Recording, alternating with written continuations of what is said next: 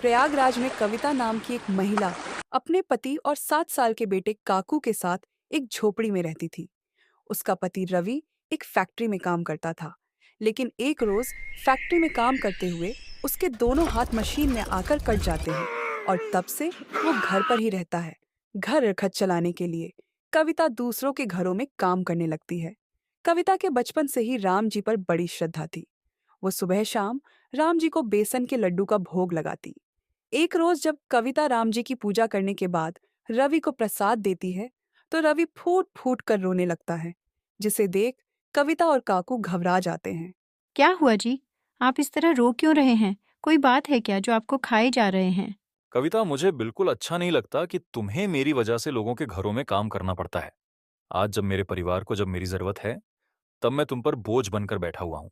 अगर आपके साथ ये दुर्घटना नहीं हुई होती, तो आज हमें ऐसे दिन नहीं देखने पड़ते। अब आप ये सब चिंता छोड़िए और राम जी पर पूरा भरोसा रखिए, वो सब ठीक करेंगे। अच्छा, मैं और काकू बाजार जा रहे हैं, तब तक आप आराम कर लीजिए। कहकर वो दोनों बाजार चले जाते हैं। बाजार पहुंचकर उन्हें एक ठेले पर काफी भीड़ नजर आती है।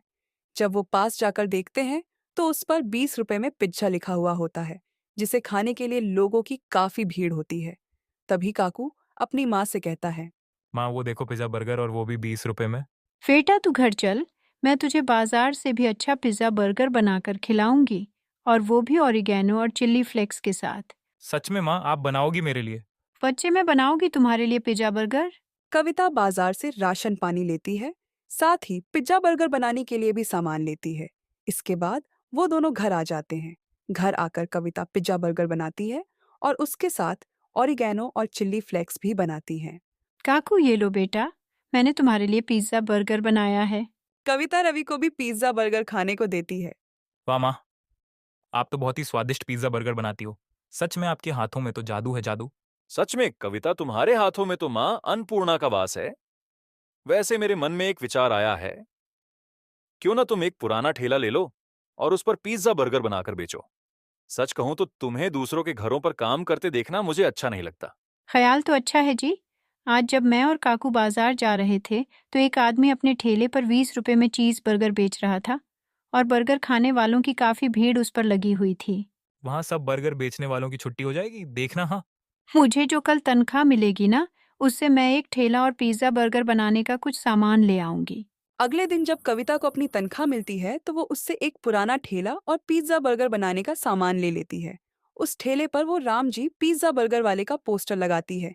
साथ ही राम जी की मूर्ति अपने ठेले पर स्थापित करती है और सबसे पहले बने पिज्जा बर्गर का भोग राम जी को लगाती है। हे राम जी, आज से मैं खुद का काम शुरू करने जा रही हूँ। मुझे मेरे काम में खूब बरकत देना प्रभु, और अपनी कृपा दृष्टि मेरे परिवार पर बनाए रखना। मेरे हाथों का बनाए पिज्ज़ा बर्गर का पहला भोग आपके लिए है प्रभु। उधर देवलोक में राम जी और सीता जी जब कविता के हाथों का बर्गर पिज्जा का स्वाद चखते हैं, तो आनंदित होकर कहते हैं। वाह वाह, बड़ी ही स्वादिष्ट चीज है। ये आज से पहले हमें किसी ने भी इस तरह का भोग नहीं लगाया। राम जी का नाम लेकर कविता बाजार में अपना ठेला लगा लेती है और 30 रुपए में बर्गर पिज्जा बेचना शुरू कर देती है। कुछ ही देर में लोग उसके ठेले पर आकर बर्गर पिज्जा खाने लगते हैं। जैसे वो कविता के बने हाथों के बर्गर पिज्जा चखते हैं, तो उसके बर्गर पिज्जा के दीवाने हो जाते हैं। वाह वाह, क्या स्वाद है जी। इतने कम दामों में इससे बेहतर बर्गर पिज्जा हमने कभी नहीं खाया। ये है। दिन कविता की ठेले के सामने से कुछ अनाथ बच्चे गुजर रहे होते हैं। बर्गर पिज्जा देख उन सब के मुंह में पानी आ जाता है, लेकिन उनके पास इतने पैसे नहीं होते कि वो बर्गर पिज्जा खरीद कर खा सके।